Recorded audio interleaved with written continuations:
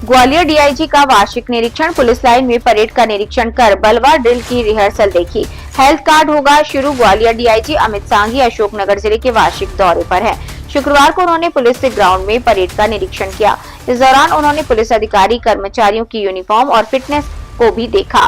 DIG Sanghi ने सभी जवानों को फिट रहने के निर्देश दिए। उन्होंने बेहतर यूनिफॉर्म और फिटनेस वाले जवानों के नाम इनाम के लिए नोट किए।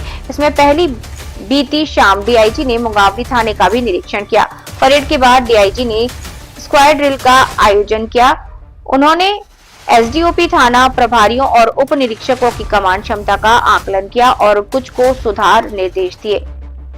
डीआईजी ने समय समय पर जनरल परेड आयोजित करने के भी निर्देश दिए। इसके उपरांत बलवा ड्रिल की रिहर्सल की गई। इस ड्रिल का उद्देश्य दुर्घटना के दौरान बिगड़ती स्थिति को नियंत्रित करने का अभ्यास करना था। रिहर्सल में पुलिस की 2 टीमों ने भाग लिया, जिसमें से एक टीम ने प्रदर्शनकारियों की भूमिका निभाते हुए पत्थरबाजी की और दूसरी ने झोपड़ी में आग लगा दी। इस अभ्यास के माध्यम से ऐसी आपातकालीन स्थितियों को नियंत्रित करने के तरीकों का प्रदर्शन किया। डीआईजी ने पुलिस वाहनों की स्थिति का भी निरीक्षण किया। उन्होंने कुछ पुराने वाहनों का रखरखाव संतोषजनक पाया।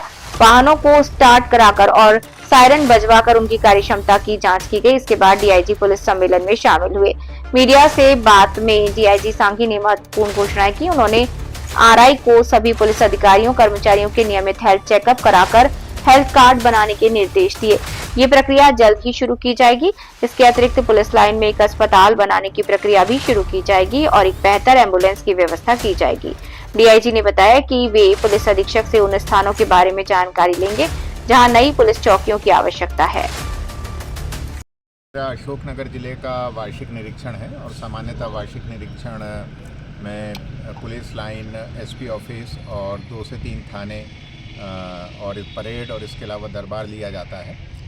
कल मेरे द्वारा थाना मुंगावली का निरीक्षण किया गया था। सामान्य कार्यकाज वहाँ पे ठीक पाया गया और अभी हमारे माननीय डीजी सर के जो निर्देश हैं माइक्रोबीट सिस्टम को लेके और अन्य बातों को लेके, इस संबंध में थोड़ा स्टाफ को और जागरूक किया गया और बेहतर करने की उनसे प्रत्याशा रखी गई। आज सुबह यहाँ पे पुलिस लाइन में मेरे द्वारा परेड ली गई। जो यहाँ पे यंग सब इंस्पेक्टर्स हैं उनके द्वारा कमांड काफ़ी अच्छी थी और जो जवान थे उनके द्वारा भी परेड काफ़ी अच्छे से संपादित की गई।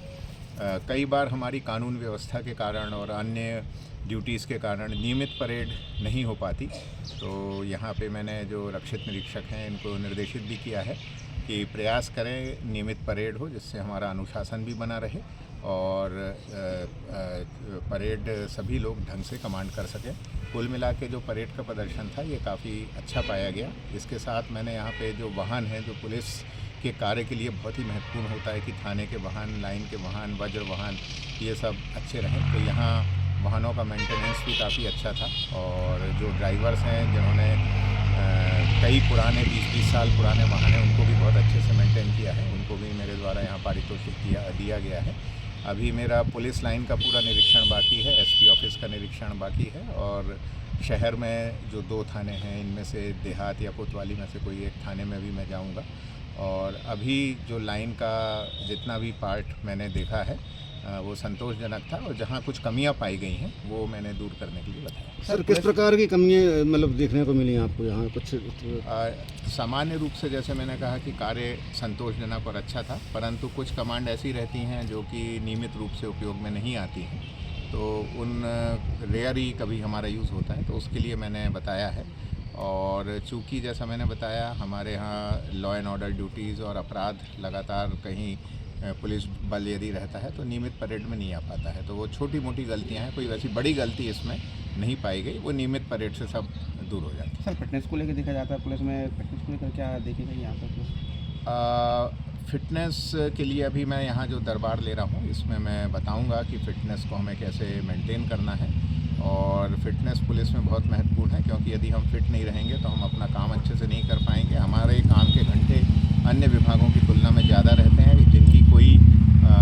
जिनका कोई समय सीमा भी नहीं रहती है, रात दिन कभी भी जाना पड़ता है और ऐसे में फिटनेस को रखना बहुत आवश्यक है। खान पान भी समय पे और सही तरीके से नहीं हो पाता है, तो जो यंग लोग हैं उनकी फ़िटनेस तो अच्छी है, परंतु जिनकी थोड़ी सी उम्र हो गई है उनको फिटनेस पे ध्यान देने के लिए ज़रूरी है। तो मैंने यहाँ अभी ये भी बताया RI साहब को कि नियमित हेल्थ चेक है, उसका एक कार्ड बना लें ये हेल्थ चेकअप के लिए, और उस कार्ड में इनके पैरामीटर जैसे ब्लड शुगर, BP इसको बना के रखेंगे। तो ये कार्ड की प्रक्रिया भी यहाँ पे जल्द हम आरंभ करेंगे। हर कर्मचारी का एक हेल्थ कार्ड रहेगा जिसमें 6 महीने में या साल भर में उसके पैरामीटर हम लोग दर्ज करेंगे। यदि कोई बीमारी होगी तो उसकी मॉनिटरिंग करके और उसका इलाज होगा। जैसे कि सर हॉस्पिटल की बात हुई थी, पुलिस लाइन में हॉस्पिटल नहीं है। हाँ। तो सर इसके लिए आगे आपके द्वारा क्या बिल्कुल, प्रयास मैं किए? अपने निरीक्षण नोट में भी और साथ ही पुलिस मुख्यालय पे भी मैं बात करूंगा।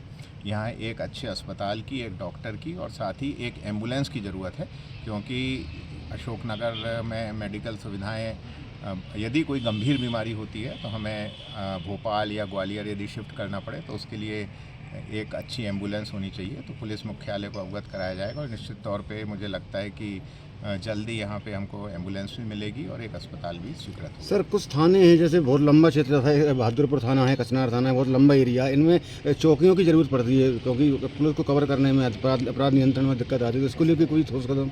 हाँ, ये चौकियाँ जो रहती हैं इसका क्लियर कट गाइडलाइन है कि चौकी कहाँ खुलेंगी। यदि एक थाने में मान लीजिए 20 गांव हैं और 5 गांव दूर हैं और उनमें यदि अपराध की दर एक मिनिमम जो स्पेसिफिकेशन है या मिनिमम मापदंड है उससे ज़्यादा है तो वहाँ पे चौकी का प्रस्ताव जाता है।